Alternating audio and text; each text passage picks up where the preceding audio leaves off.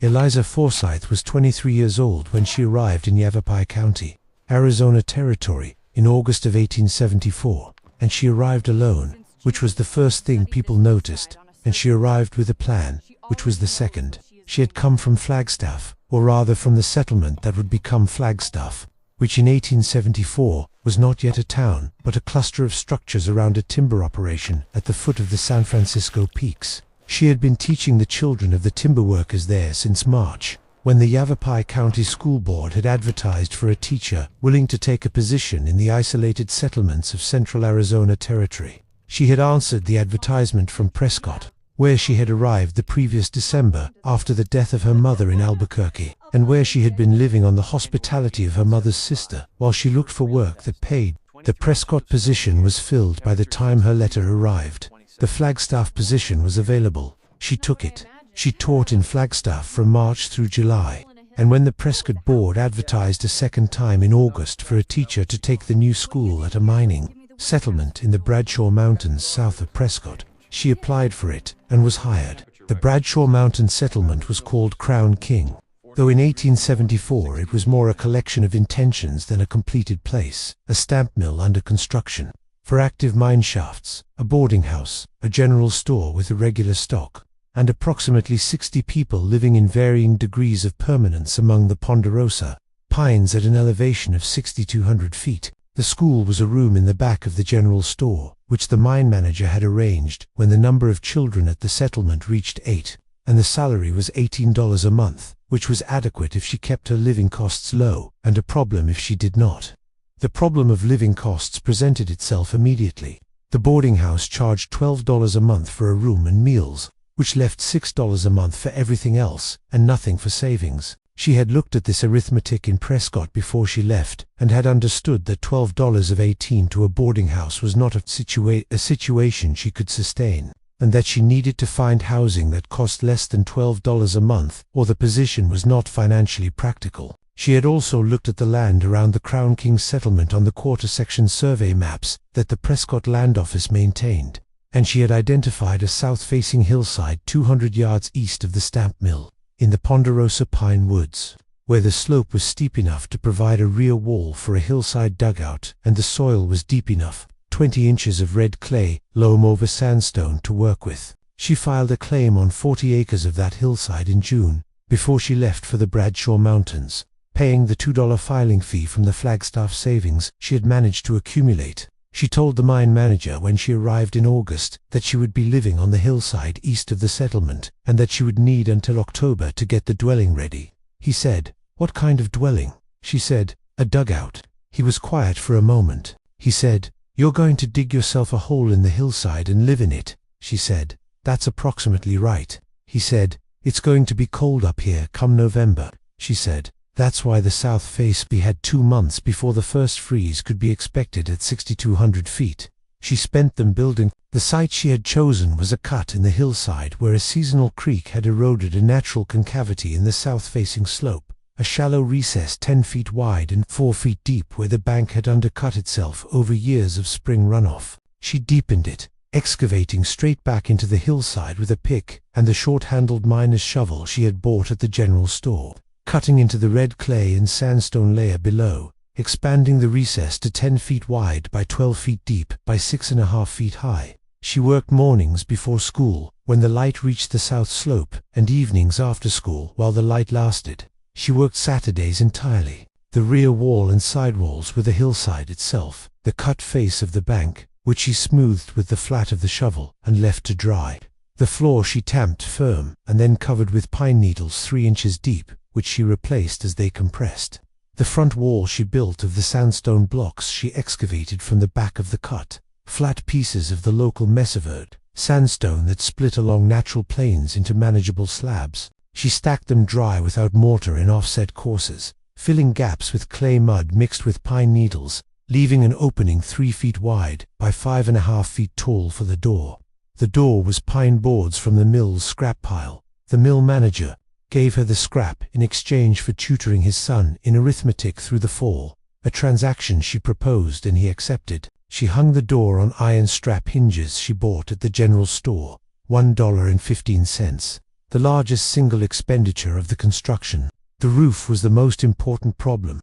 A hillside dugout's roof was the one element that was entirely the builder's work. The hillside provided the rear and side walls, but the roof over the open front portion had to be constructed from available material. She built it as follows. Across the width of the excavated space, she laid ponderosa pine poles 8 to 10 inches in diameter, cut from the dead standing timber she found in the woods above the site. Spanning from the top of the sandstone front wall to the cut earth of the back wall, she laid them close together, gaps of 2 to 3 inches. Then laid a second layer of smaller poles perpendicular to the first. Then brush from the pine understory packed tight between the poles. Then 6 inches of the red clay soil she had excavated, packed firm, and wetted down to seal. The roof was 8 inches of insulation above the space below, 2 layers of pole, brush fill, and packed clay. The south face was open above the sandstone front wall to the roof edge, an air gap of approximately 18 inches between the top of the door frame and the underside of the roof overhang. She filled this gap with a panel of pine boards she could remove in summer for ventilation and replace in winter as a solid surface. She chinked the gaps in the sandstone front wall with pine needle clay, and she found a flat sandstone slab to use as a step at the door threshold. For heat, she had the sheet iron stove she had bought in Prescott for $3.50. A small box stove with a top surface she could cook on, stovepipe that she ran through the roof at the back, where the hillside provided the anchor. She cut and split a quarter cord of pine before the first snow.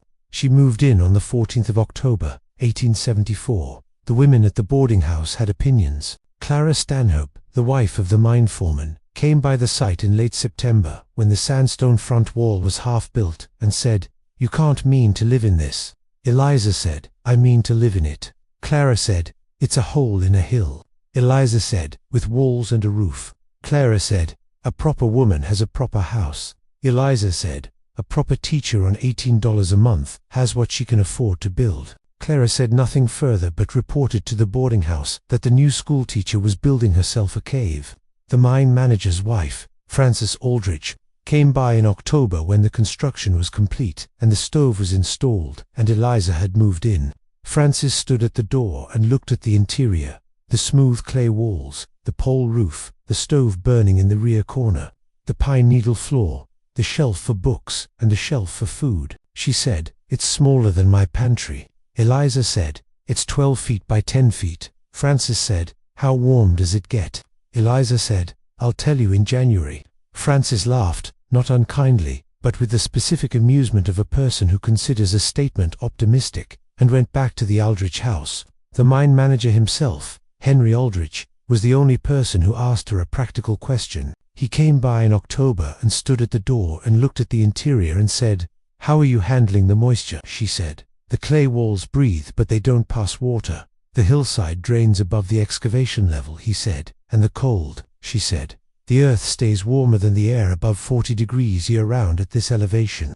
Below the surface temperature is fairly constant." He said, "The roof," she said, 8 inches of packed clay and pole, plus the hillside above the rear section. He was quiet for a moment. He said, "What made you think to do it this way?" She said, "I read about it." He said, "Where?" She said, "A geological survey report on the cliff dwellings of the Sonagua people in the Verde Valley. They built their rooms into south-facing cliff faces at this same elevation. The principle was the same. South exposure, earth mass on 3 sides, minimal opening on the north." Henry Aldrich was quiet again. He said, "You read a geological survey report to figure out how to build your house." She said, "I read whatever was in the Prescott land office when I was waiting." He said, "All right." He went back to work. The winter of 1874 to 75, at 6,200 feet in the Bradshaw Mountains, produced 17 inches of snow in December and 23 inches in January, and a low temperature of 6 degrees on the night of January 22nd. This was a severe winter by Yavapai County standards. The miners at the boarding house burned through their stored cordwood in January and were cutting more in the snow. Eliza burned pine from the quarter cord she had cut in October. She tracked the interior temperature the same way Agnes Doyle had tracked it in California, morning before the first fire, evening after 4 hours of burning. Her morning readings through January ranged from 48 to 54 degrees. The earth walls of the dugout, held at their deep soil temperature of approximately 52 degrees by the mass of the hillside around three sides, maintained the interior above freezing without any fire at all, and the small box stove raised the temperature quickly when she lit it. Her pine consumption through the entire winter of 1874 to 75 was 1 cord and 2/3, less than she had cut and split by the first freeze. Clara Stanhope's husband, the mine foreman, came to Eliza in February to ask if she had any firewood to spare. His family had burned through their supply, and the new cut green pine from January was burning poorly. She had half a cord remaining. She gave him a quarter of it and kept the rest. He told his wife. Clara came to Eliza's door in February with a jar of preserved peaches, the social currency of the settlement, and stood at the entrance of the dugout and looked inside for the first time. She said, "It's warm in here." Eliza said, "Yes." Clara said, "How warm?" Eliza showed her the temperature record column of morning readings across November, December, January, February. Clara looked at the numbers. She said, 48 degrees before the fire. Eliza said, "The hill is behind the back wall and the side walls. The earth temperature at this depth is constant." Clara said, "I didn't know that." Eliza said, "I didn't either until I read about it." Clara looked around the interior, the books on the shelf, the students' papers stacked at the back, the stove, the pine needle floor. She said, "It's not what I imagined." Eliza said, "What did you imagine?" Clara said, "A hole in a hill." Eliza said, "It is a hole in a hill." Clara said, "No, it's a house." Eliza said, "Yes, that's what I said in September." The specific mechanism that kept the dugout warm was the thermal mass of the earth on three sides and overhead. The hillside in which the dugout was cut was composed of the red clay loam and sandstone of the Bradshaw Mountains, which, at the excavation depth of 6 feet, maintained a year-round temperature of 54 degrees, the mean annual surface temperature of Yavapai County at that elevation, buffered by the mass of the earth above and around it. This deep soil temperature is a function of the local climate and the specific heat of the soil. The soil absorbed solar energy over the summer, stored it in the mass of the hillside, and released it through the winter at a rate slow enough to maintain the temperature well above the outdoor air temperature. The south-facing slope was not incidental to this. A south-facing slope in the northern hemisphere receives more direct solar radiation per unit area than a flat surface or a north-facing slope, because the angle of the slope adds to the effective angle of solar incidence. At 34 degrees north latitude, Yavapai County's latitude, a south-facing slope of 30 degrees effectively increases the solar radiation received by approximately 30%, compared to a flat surface. This additional solar input meant the south-facing hillside in which the dugout was cut maintained a higher deep soil temperature than the surrounding terrain. Eliza had chosen the south face for the entrance and for the slope aspect, not because she had calculated the solar geometry, but because she had read that the Sinagua cliff dwellings were consistently on south-facing walls, and she had understood from this that the south face had something to recommend it for winter habitation. The Sinagua people had built their cliff dwellings into south-facing alcoves in the Verde Valley limestone formations between approximately 600 and 1400 CE. The principle of their construction was the same principle Eliza applied in 1874. Excavate into a south-facing earth mass. Use the thermal mass of the surrounding rock and soil to moderate temperature. Minimize the north-facing exposure. They had worked with limestone cliff faces, and she had worked with a clay and sandstone hillside, but the physics were the same physics. She had found the Geological Survey report on the Sinagua dwellings in a pile of territorial documents at the Prescott Land Office in February 1874, while she was waiting for the school board secretary to arrive for her appointment, and she had read 40 pages of it in the hour she waited and had understood what it was saying about south-facing exposure and thermal mass. She stayed in the Crown King dugout for 3 years, through the school year of 1874 to 75, and 1875 to 76, and 1876 to 77. She taught the mine settlement children arithmetic and reading and geography and the rudiments of natural science, which she considered the most important subject and which the mine manager's son eventually learned well enough to pass the entrance examination for the Territorial Normal School in Prescott. In the spring of 1877, the school board offered her the Prescott position she had originally applied for, and she took it. She left the dugout in April of 1877. The sandstone front wall was in the same condition as when she had built it. The pole roof had not shifted.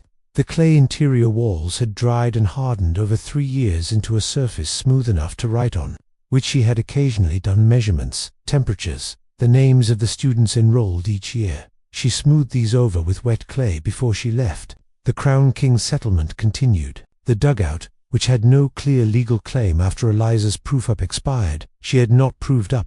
Having decided to take the Prescott position before the 5-year homestead period ran out, became a storage place for the mine operation, and then fell into disuse. A survey of Crown King structures done in 1889 noted a hillside dugout east of the stamp mill as abandoned. Walls intact, roof intact, estimated construction date approximately 1874. The surveyor noted that the construction was well suited to the site, and that the south exposure and earth mass construction would have made it notably warm in winter. He did not know who had built it. Frances Aldrich, the mine manager's wife who had compared the interior to her pantry, wrote a letter to her sister in Tucson in January of 1875 that survives in the Tucson Historical Society archive. The letter described the Crown King settlement and its residents, and in the section describing Eliza Forsyth it said, "She has built herself a little earth house in the hill east of the mill, which we all thought was peculiar, but it turns out to be considerably warmer than the boarding house in January, which I find I cannot entirely explain.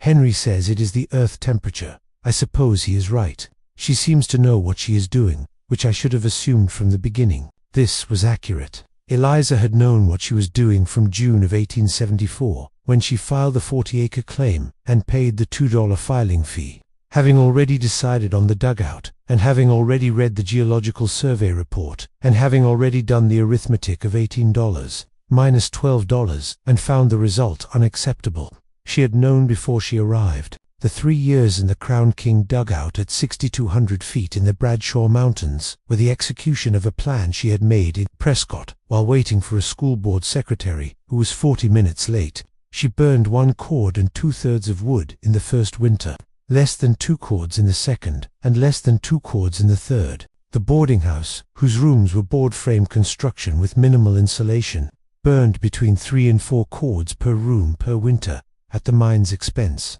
Henry Aldrich calculated in February of 1876 that the schoolteacher's fuel consumption was approximately 40% of what a comparable boarding house room required. He did not share this calculation with Eliza because it seemed unnecessary. She had evidently already made it in June of 1874, before she left Prescott. The winter kept her warm. This was what she had planned for, and it was what happened. The question Henry Aldrich asked, "What made you think to do it this way?" had a longer answer than the one Eliza gave him in October of 1874. The answer she gave was accurate but abbreviated. She had read the geological survey report on the Sinagua dwellings. The longer answer started earlier than that and involved a sequence of observations and readings that she had accumulated over several years before she ever arrived in Arizona Territory. She had grown up in Albuquerque, where her father worked as a surveyor for the territorial government, and where she had spent her childhood in a territory that was older, in terms of European settlement, than most of the American frontier, and considerably older in terms of continuous human habitation. The Rio Grande Valley had been farmed and built upon by the Pueblo people for 1,000 years before the Spanish arrived, and for an additional 250 years of Spanish colonial construction before the American period began. Eliza had grown up among adobe structures, the sun-dried mud brick construction of both the Pueblo and the Spanish colonial traditions, and she had understood from childhood that adobe walls were thick because thick earth walls kept buildings cool in summer and warm in winter.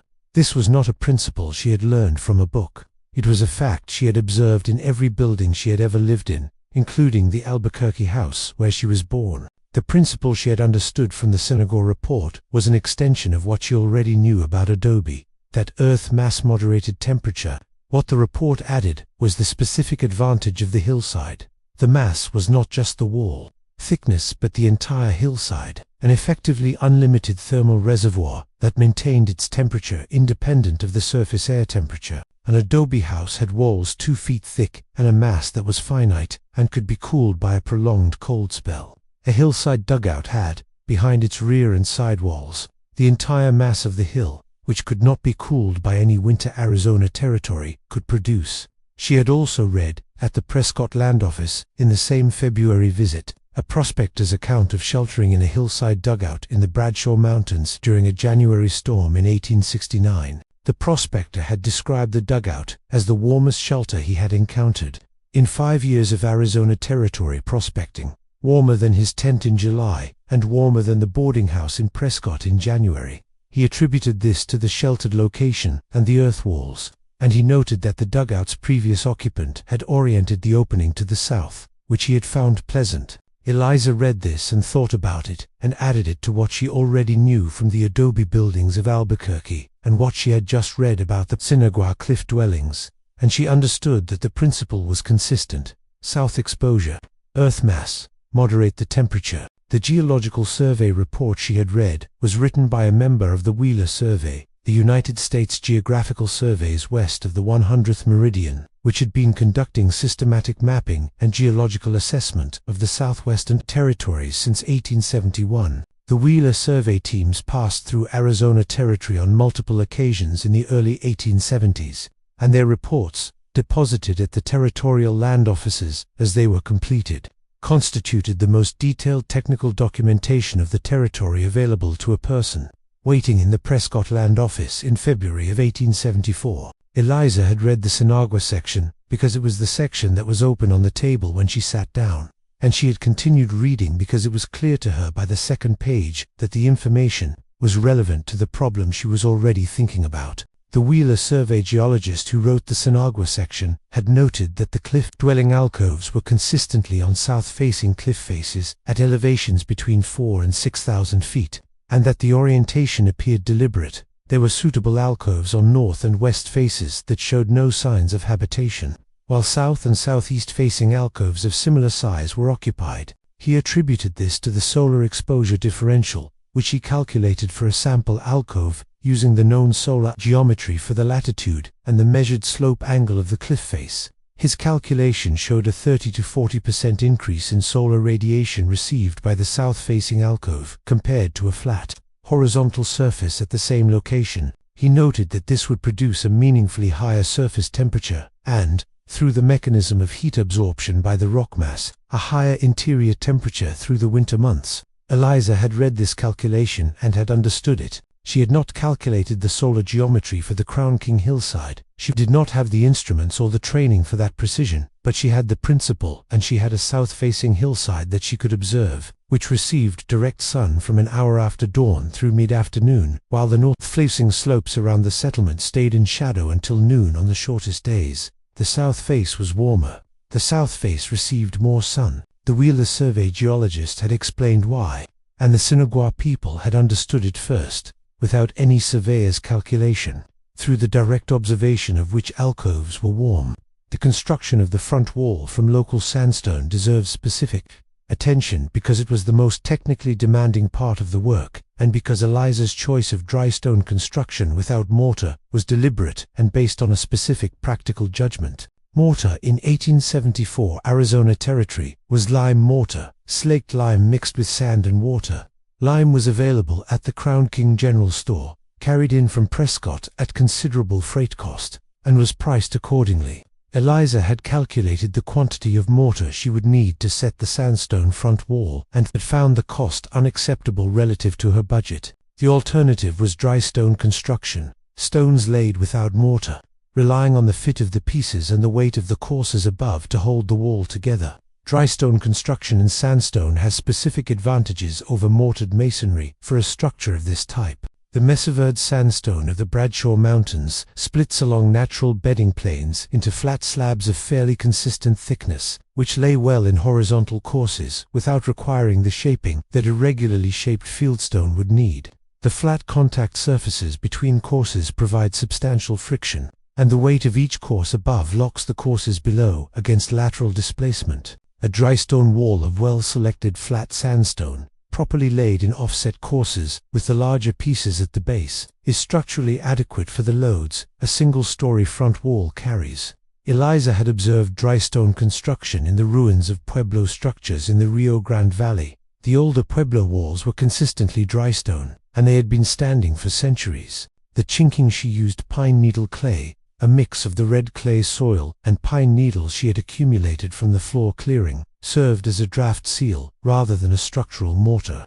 It filled the gaps between stones that a dry stone wall inevitably has, preventing cold air infiltration without being asked to carry any structural load. She applied it from the inside in November, after the first cold spell showed her where the drafts were coming in, pressing the mix into each gap with her fingers.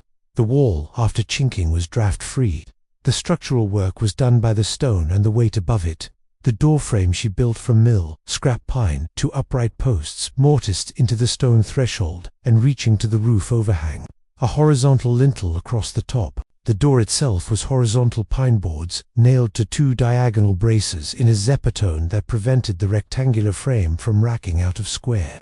The hinges, $1.15 at the general store, were the largest expenditure of the construction because she had found no alternative to buying them.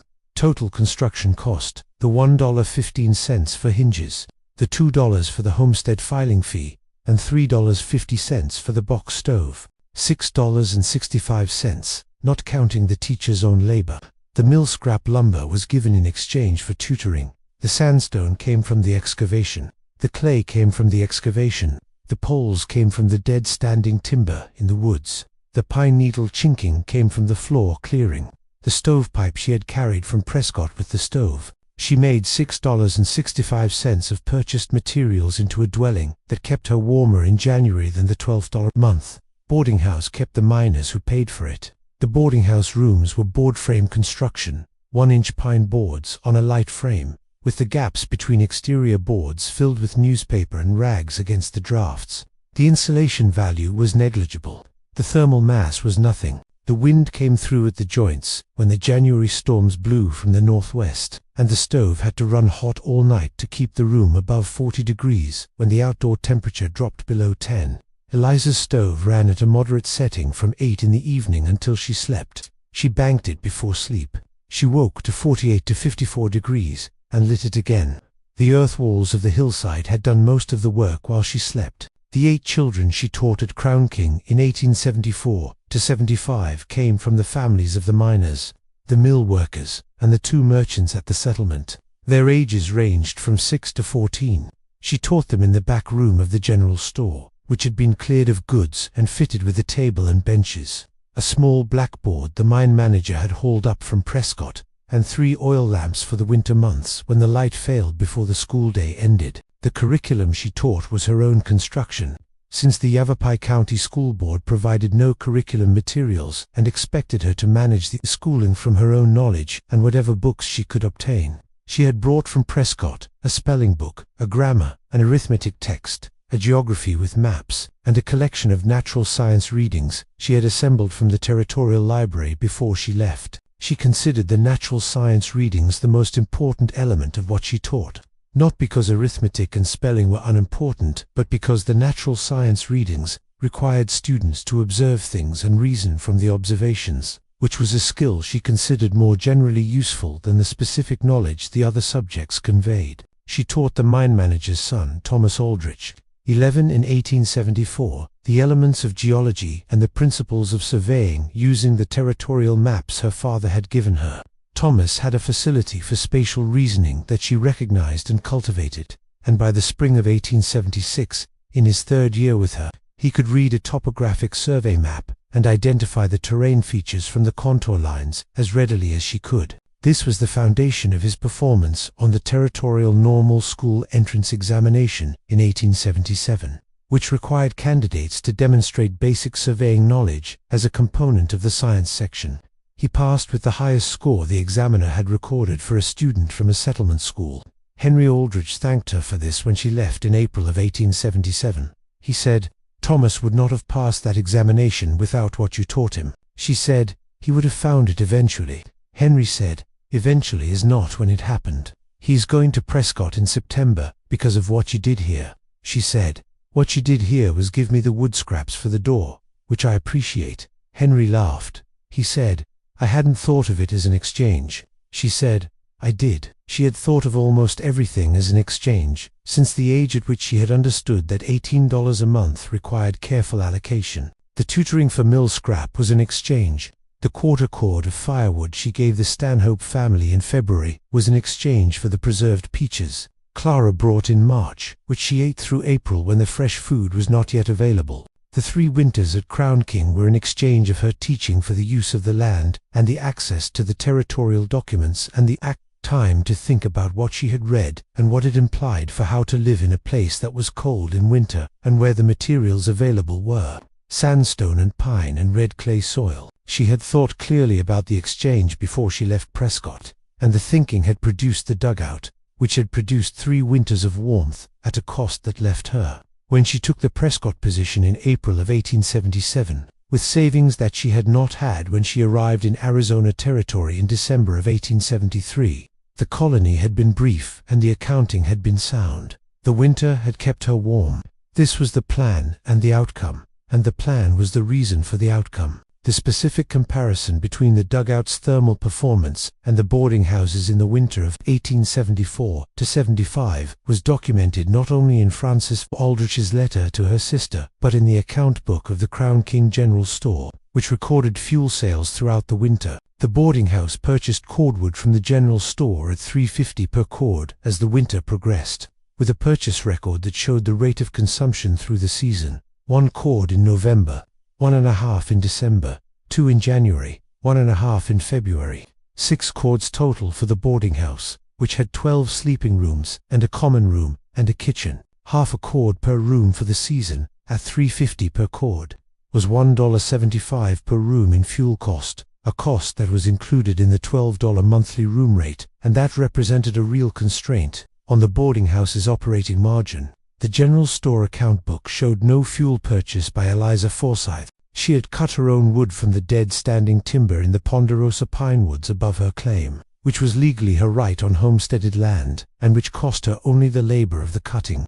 The 1 cord and 2/3 she burned across the full winter represented less than $6 at store prices, a sum she never paid, because she cut it herself. The boarding house charged $12 a month for a room that cost the owner $1.75 in fuel for the season. Eliza paid $0 a month for her own dwelling and $0 in fuel. The arithmetic of this comparison was not subtle, and it was the arithmetic she had done in Prescott in February of 1874 while reading the Geological Survey report, which was why she had read it carefully. Henry Aldrich, who saw the account books as mine manager, made the same calculation in February of 1876 and wrote a note in his ledger: the schoolteacher's fuel consumption for 2 winters, approximately 3 1/3 cords, self-cut, represents a cost of 0 in cash and perhaps 20 hours of labor. The boarding house has consumed approximately 12 cords in the same period, at $21 in purchased fuel. The difference in thermal performance is entirely attributable to construction. I should have offered to help with the construction. He did not show Elisa this note. She would have recognized the arithmetic, because she had done it first. The Bradshaw Mountains in which Crown King sat were part of the central Arizona highlands, the upland zone between the Sonoran Desert floor to the south and the Colorado Plateau to the north, a band of mixed conifer and woodland forest at elevations between 5,000 and 8,000 feet that experienced a climate unlike either the desert or the plateau. The summers were mild daily highs in the mid-70s at Crown King's 6,200 feet, nights that required a blanket even in July, and the winters were genuinely cold, with temperatures that regularly dropped below 0 in January and February and snowfall that could accumulate to 2 and 3 feet in a single storm. This climate was unknown to most of the people who arrived in the territory from the eastern states, who had read about Arizona as a desert and arrived expecting desert conditions. The miners who came to the Bradshaw Mountains in the early 1870s were frequently surprised by the first winter, having brought insufficient clothing and made insufficient preparation for cold and snow at an elevation they had not anticipated. The boarding house at Crown King was perpetually inadequately heated in January because its construction, board-frame single-layer pine walls, minimal insulation was appropriate for a mild climate and was being asked to perform in conditions it was not designed for. Eliza had understood this before she arrived because she had read the Prescott Miner newspaper's accounts of the winter conditions in the Bradshaw settlements, which described the January and February storms in language that left no ambiguity about the severity. and because she had grown up in Albuquerque at a similar elevation and knew from childhood experience what high desert winters at 5,000 to 6,000 feet produced, she was one of the few settlers who arrived in Crown King without illusions about what December would bring. The ponderosa pine forest that surrounded the settlement was the specific feature of the landscape that made the dugout possible in its particular form. Dead-standing ponderosa trees killed by beetle damage or fire, still upright. The wood dried but not yet rotting at the base was the best available roof pole material, straight, dense, dry enough to use immediately.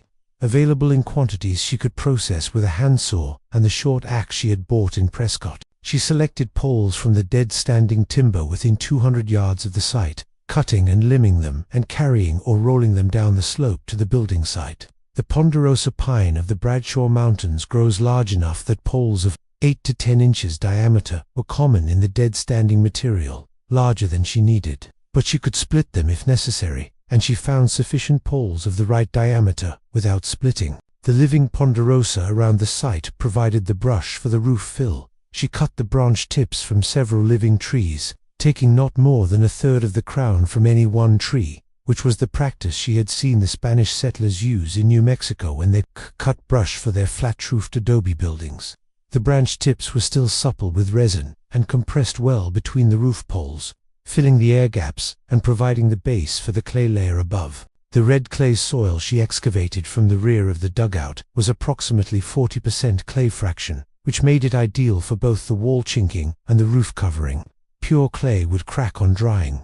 40% clay with 60% silt and sand dried to a hard surface with minimal cracking, especially when reinforced with the pine needles she mixed into it. The mixing was not incidental. She had seen it in the Albuquerque adobe construction, where straw was added to the mud mix to prevent cracking, and she had understood that any fibrous material would serve the same purpose. Pine needles were immediately available, and she used them. The result of these material choices, pine poles, ponderosa brush, pine needle clay, was a roof construction that used entirely local materials, and that, 6 years after the construction, the 1880 survey described as intact. Pine poles do not decay rapidly in a dry climate at high elevation, where the low humidity and the pine resin in the wood retard fungal decomposition. The clay roof covering kept the poles dry from above. The interior of the roof, the underside of the poles, as seen from inside the dugout, was slightly resinous to the touch in warm weather, and held its structural integrity through 3 winters of freeze-thaw cycling, without cracking or settling. The interior of the dugout, once the clay walls dried fully in October and November of 1874, was a remarkably stable environment. The temperature was the obvious stability. The morning readings Eliza recorded showed a range of only 6 degrees across the entire winter, from 48 on the coldest mornings to 54 on the mildest, while the outdoor temperature varied from 62 degrees on mild November afternoons to 6 degrees on the worst January nights. The humidity was also stable. The clay walls, which breathed in the sense of allowing slow moisture vapor exchange with the surrounding soil, maintained an interior relative humidity of approximately 50 to 60%, comfortable for a person and adequate for the preservation of the books and papers she kept there. The boarding house rooms, heated by a stove that dried the air significantly, had a winter relative humidity of 20 to 30% that the residents found uncomfortable, and that was hard on the leather goods and papers they kept. She noticed the humidity stability when she observed that her books, which had dried and warped slightly in the Flagstaff boarding house the previous winter, were in better condition at Crown King after a full winter in the dugout than they had been after the Flagstaff winter in a conventional room. She added this observation to the temperature record and noted that the clay environment appeared to moderate humidity as well as temperature. She did not know the mechanism. The physics of water vapor exchange through clay soil were not described in the Geological Survey report, but she observed the outcome accurately. The question of what the title called laughter and what the account recorded as skepticism is worth examining, because the two are related but not identical. The women at the boarding house, Clara Stanhope principally, and Frances Aldrich to a lesser degree, had expressed their view of the dugout in terms that ranged from direct skepticism to amused dismissal, and their statements had been reported through the settlement in the compressed way that small, isolated settlements report social observations. By the time the account reached the more distant members of the community, the miners who worked the second shift, and the teamsters who came through weekly. It had acquired the simplification that all transmitted accounts acquire. The schoolteacher was living in a hole in a hill, which the settlement found peculiar. What the settlement found peculiar was not the technical principle of earth mass construction. Most of the people in the settlement had never thought about thermal mass in their lives and had no grounds for technical skepticism, but the social signal of a young woman choosing to live in a dugout. A dugout was what you built when you had nothing. A dugout was the emergency construction of a settler who had arrived too late in the season to build a proper cabin, or who had run out of money before the cabin was finished. A young woman who chose a dugout when she could have taken a room at the boarding house was signaling. The settlement understood that she either could not afford the boarding house plausible, or that she had reasons for choosing the dugout that were not immediately apparent, which made people curious in the way that non-obvious choices always make a close community curious. The laughter, such as it was the social response to the non-obvious choice, the release of uncertainty that comes when a community is not sure what to make of something and defaults to finding it amusing.